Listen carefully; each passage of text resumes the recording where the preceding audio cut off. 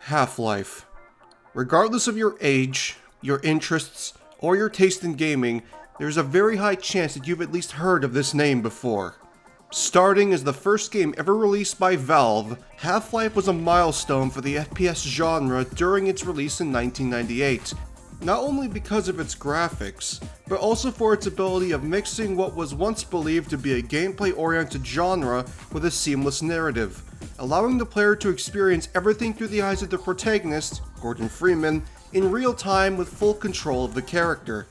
Half-Life would go on to be one of the major cornerstones of modern PC gaming, having several expansions before eventually spawning an even more popular sequel, Half-Life 2, and its episode-based sequels. There's so much to talk about when it comes to Half-Life, but the main thing that needs to be conveyed is its importance to video gaming as a whole, and how fans have continued to keep the series relevant and popular, either through fan-based creations using various Valve-based engine softwares, or through a fan-made recreation of the original game that took around 15 years to finish. Half-Life is a franchise that, despite a period where it was neglected by its creators, has only continued to grow in popularity, and such a franchise surely belongs in the celebration of video gaming like Smash Brothers. Let's get started.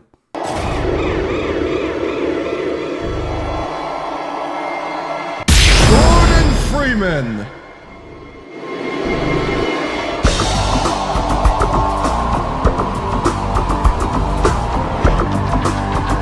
Gordon Freeman is a mid-range bruiser who excels at stage control and shutting down zoners with his unique arsenal of weaponry.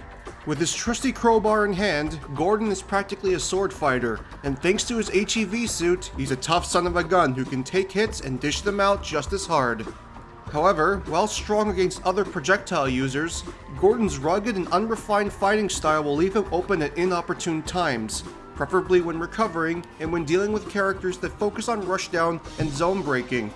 Patience and quick thinking are your best friends when playing as Gordon, as there's no quick saving in Smash Brothers. Gordon is a large humanoid character, standing around the same height as Snake. Thanks to his HEV suit, Gordon's speed and survivability are a step above that of most mid-range fighters, and with several different weapons to play around with, he shows the stats to be a real danger in quick bursts.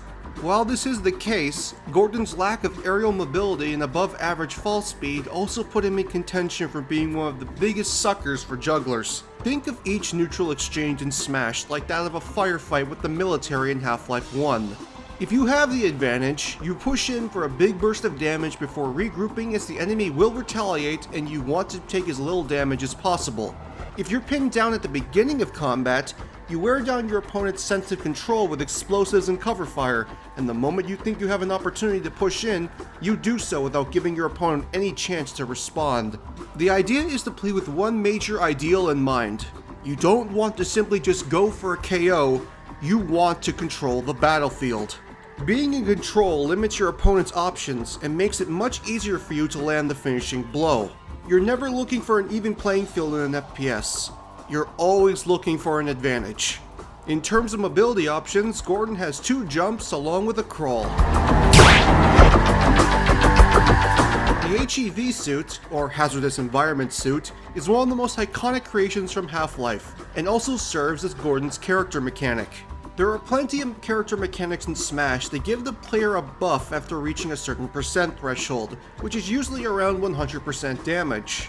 Hell, every character gets an innate damage buff after reaching a certain percent of damage thanks to Rage. There is, however, no mechanic out there that is designed to provide survivability between the 0 and 100% range. Until now, that is. In Half-Life, the HEV suit has a secondary armor system that is designed to protect the user from incoming damage, absorbing the trauma into an electrical shield while only providing roughly 1/3 of the damage it would have normally dealt. While those numbers sound very enticing, they're far too strong to give a character in a fighting game, so they'd have to be reworked a bit. When at percent 0 through 99.9, Gordon will take roughly 2/3 of the damage he would have normally taken from an incoming attack, while also cutting down on an attack's launch power by 25%. To put this into comparison, If Gordon were to be hit by a reverse Warlock punch, instead of taking the standard 33% damage and being flung almost full screen, he'd take only 22% of the damage and suffer from 75% of the launch distance, meaning he could possibly survive what other characters could not. However, once Gordon crosses the 100% threshold, the HEV suit will lose its shields and Gordon will take normal damage and knockback. This will force Gordon to play a far more careful and cautious game, as it's just like Half-Life. When your HEV suit is fully powered, you feel strong enough to take on the world. But the moment that energy level hits zero, the truth about how vulnerable you really are comes to the surface, and now every move you make is crucial to whether you live or die. Also, the HEV suit will also give off verbal cues to tell the player about its energy level, much like in Half-Life itself. Power 30%.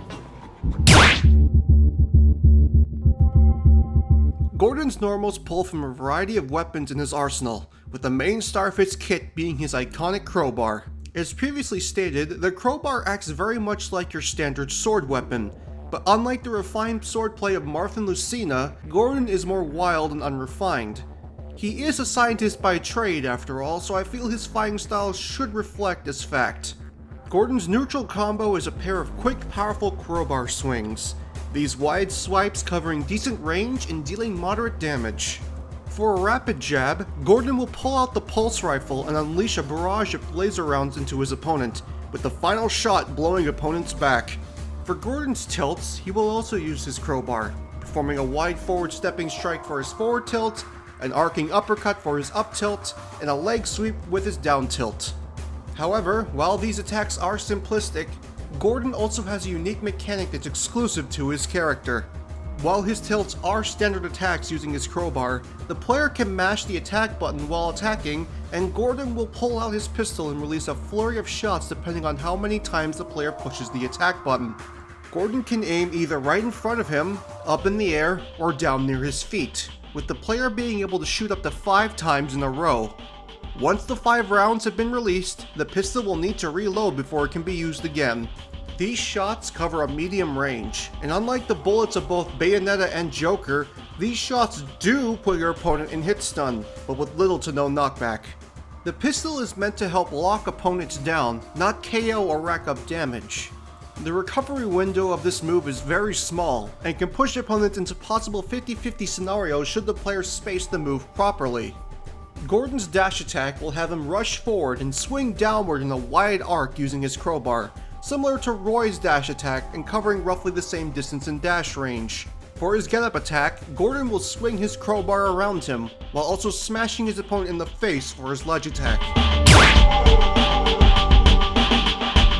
Gordon's smash attacks move away from the crowbar and instead take advantage of some of his most powerful weapons, along with some extra goodies that add to Gordon's unique playstyle. These attacks are incredibly slow, but make up for their lacking startup with raw power. Gordon's forward smash is the Glue-On Gun, a special weapon developed by Black Mesa that fires a stream of glowing energy, this long-range beam dealing more damage near its starting point as opposed to at the edge of the beam's range.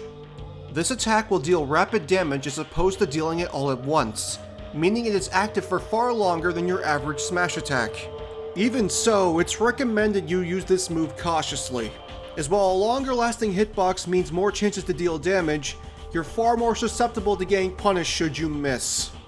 For his up smash, Gordon will start by pulling out the rocket launcher, the barrel of the weapon knocking opponents up into the air. At this point, Gordon will take aim and fire, releasing a rocket and blasting the opponent hits out of the air, or in this case, further into the air. Much further. The rocket will only fly a short distance before exploding, and it doesn't need to hit an opponent to explode and deal damage. However, players are capable of reflecting the rocket if they were lucky enough to dodge the initial attack, so be careful about using this in neutral exchanges.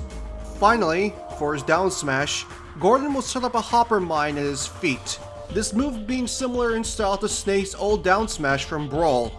However, instead of an instant explosive that was Snake's Claymore, the hopper mine takes a brief second to arm itself and even more time to hop towards its opponents. This mine will hop either straight away from Gordon or behind him once an enemy player enters a certain proximity, dealing powerful explosive damage upon contact. While powerful, the initial hop does leave your opponent a brief moment to respond, be it by blocking, retreating, or by reflecting, so be sure to follow up the mine hop with another attack to keep them locked down.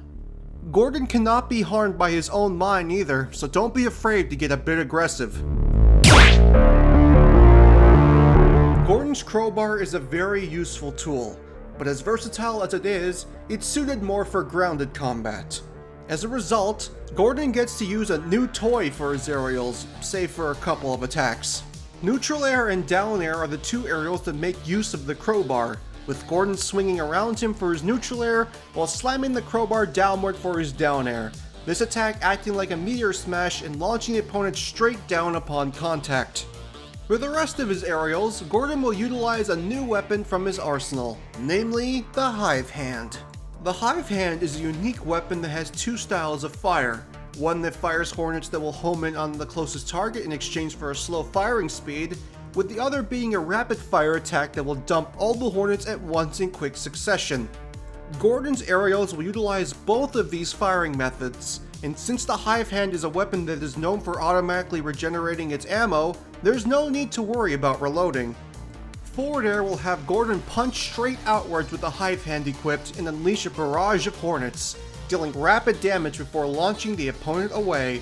This attack's knockback is minimal before the final hit, but it can be used to annoy your enemies by short hopping with it.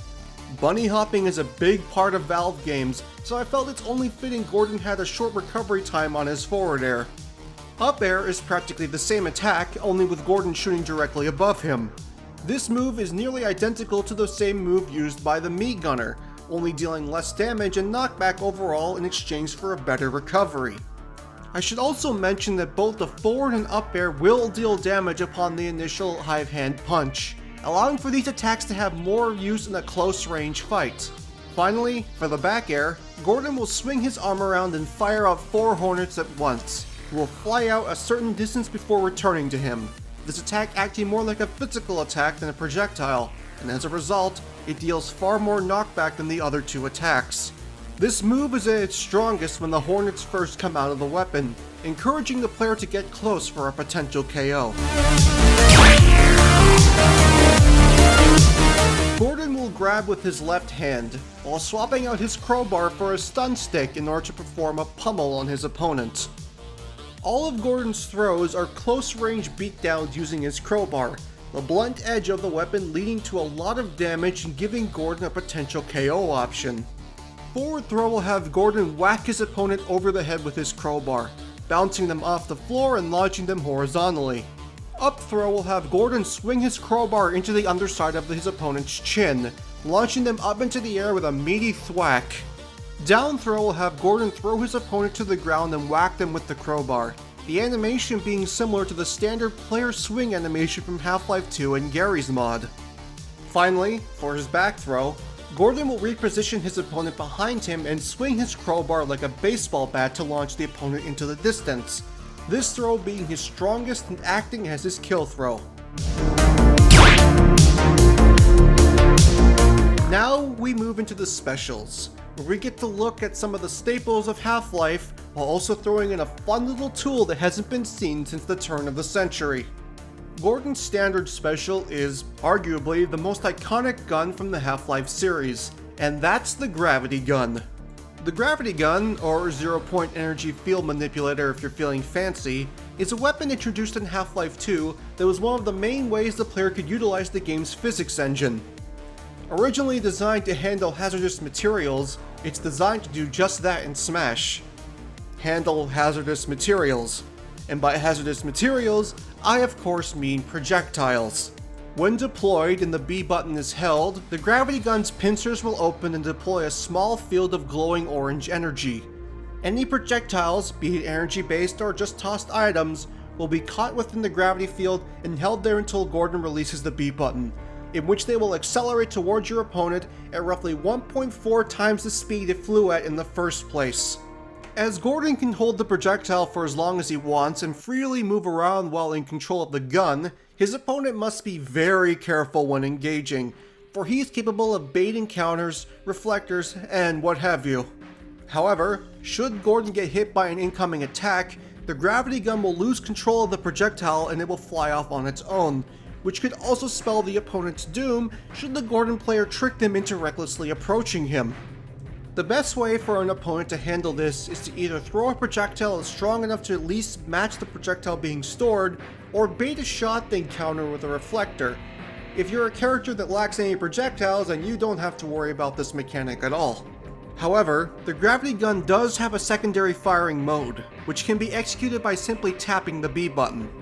With this, the gun will release a short-range blast of energy that can hit opponents with a tremendous amount of force. But there's a catch, and that's the fact that this blast does no damage and will only knock opponents back based on their current percent. At early percents, this attack will barely push opponents far enough to prevent the attack from getting instantly countered, but once they cross the 100% threshold, this attack becomes one of Gordon's best finishing moves thanks to its quick attack speed. And don't even get me started on this move being affected by rage. This weapon, overall, is tricky to get used to, but once mastered, you'll be in control of one of Smash's deadliest tools. Also, as an extra goodie, the gravity gun can also pick up crate and barrel items and use them as high-powered projectiles. This can lead to a lot of crazy fun in 8-player Smash matches. Neutral Special is a tool never seen before in Smash Bros., and it alone will take a lot of time to master. So for Side Special, we're going back to something almost anyone can understand right off the bat. Grenades! As previously stated, explosives are a major part of Half-Life's combat, especially in tight corridors and against overwhelming odds. And since Gordon is a character built around stage control, what else makes an opponent run away on instinct like a grenade being thrown at them? Gordon's grenades are more in line with the grenades of Inkling as opposed to Snake, for while Gordon can choose the throw speed and angle, he cannot move while tossing them out.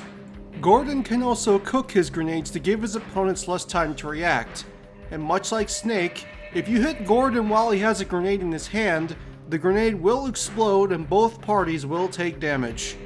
However, one thing Gordon has that Snake doesn't is an HEV suit, and thanks to his character mechanic, Gordon can handle a close-range detonation far better than a huge majority of the cast.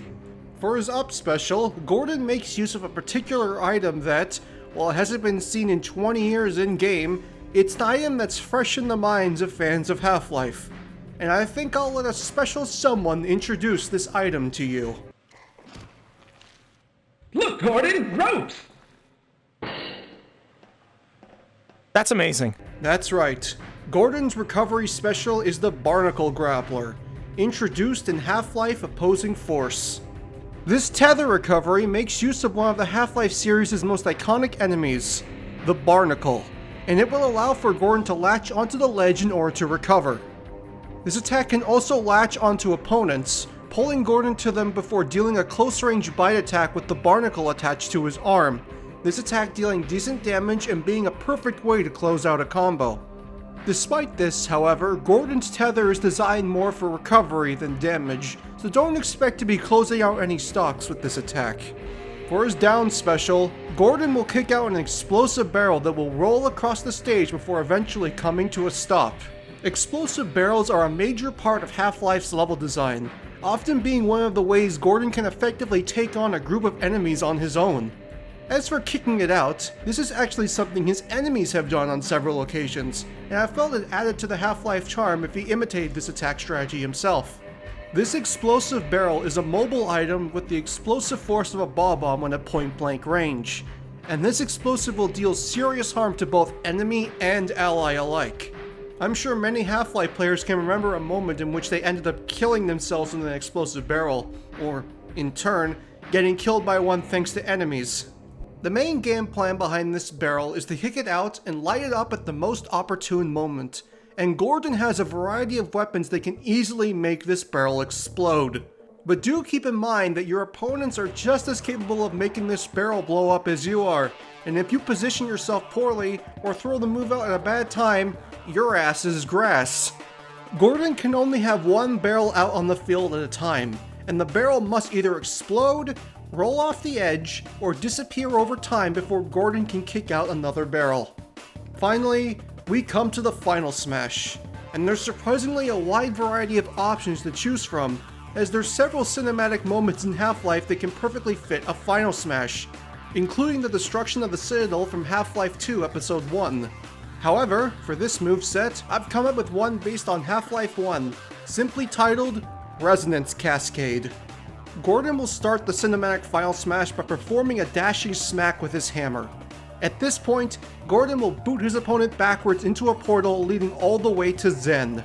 Upon reaching the other side, all caught opponents will be bombarded by the psionic rampage of the Nihilanth before being destroyed by one final attack. Once the final hit concludes, all opponents will either be launched into the background or knocked backwards towards the stage, much like Ridley's Final Smash. And also like Ridley's Final Smash, all opponents over 100% damage will be instantly KO'd. Gordon's victory theme is the iconic Valve jingle that plays every time you start up a game made by Valve, as well as the theme that plays upon acquiring your HEV suit in both Half-Life titles.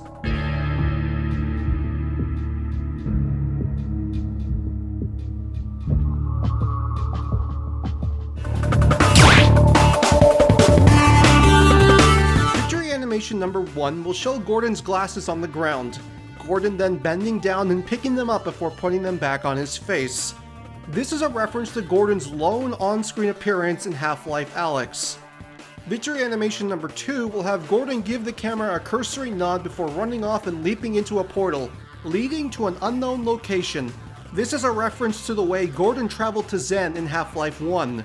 Finally, victory animation number 3 will have Gordon smack down a head crab as it jumps towards him, posing for the camera with his crowbar ready to strike.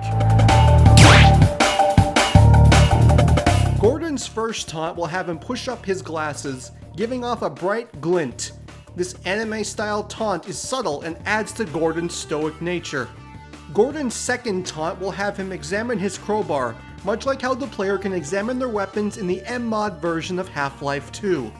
Finally, Gordon's third taunt will have him toss out a snark, which will bounce into and hit the closest opponent for 1% damage before disappearing in a puff of smoke. If no opponent is close to Gordon when he throws it, it will instead turn around and deal 1% to him. Now we come to the colors, where we get to pay respect to the many iconic characters introduced in the Half-Life series, as well as some not so well known characters who were lucky enough to don the iconic HEV suit as well.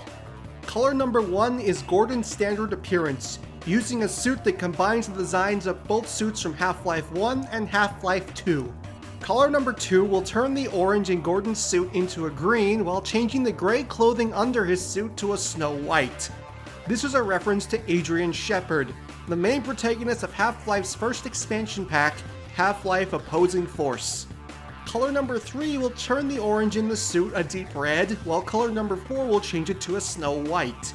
These colors are references to Colette Green and Gina Cross, the protagonists of Half-Life Decay, one of Half-Life's more forgotten expansions. Color number 5 will turn the orange a deep blue while dyeing Gordon's hair black. This is a reference to the iconic G-Man character, who is a major part of all Half-Life titles. Color number 6 will turn the orange a deep black while also making Gordon's hair black as well. This is a reference to Barney Calhoun, the main character of Half-Life Blue Shift, although this color scheme is based on his outfit from Half-Life 2. Color number 7 will turn the orange a chocolate brown. This is a reference to Alex Vance, a major character in Half-Life 2 and the protagonist of Half-Life Alyx. Color number 8 is Gordon's standard outfit from Half-Life 1, complete with the Mark IV HEV suit's long-forgotten helmet. Finally, when Kirby absorbs Gordon, he'll gain a copy of Gordon's hair, goatee, and glasses, while giving him access to the gravity gun. As a character that struggles greatly against Keep Away, the gravity gun is a weapon that can be especially deadly in the hands of Kirby. Valve is an industry juggernaut. For while Nintendo, Microsoft, and Sony have dominated the console market, Valve has pretty much had a firm hold on the PC market, which is fitting considering they pretty much revolutionized it with Half-Life's release, as well as what it did to revolutionize the FPS genre as a whole. It's because of this, and more, that I feel having a character from a company as legendary as Valve makes complete and total sense in a franchise that's all about celebrating video games. This isn't the only choice, of course, as there's a certain other franchise that is arguably just as iconic as Half-Life, but when it comes to where it all began, Half-Life's influence on the video game industry, as well as Valve's complete go-ahead to use Half-Life or any of their franchises in Smash Bros., Gordon Freeman is a perfect fit for the franchise. Also, hey, we're in desperate need of an FPS representative, and if they don't go with Doomslayer, then this is easily the second best option.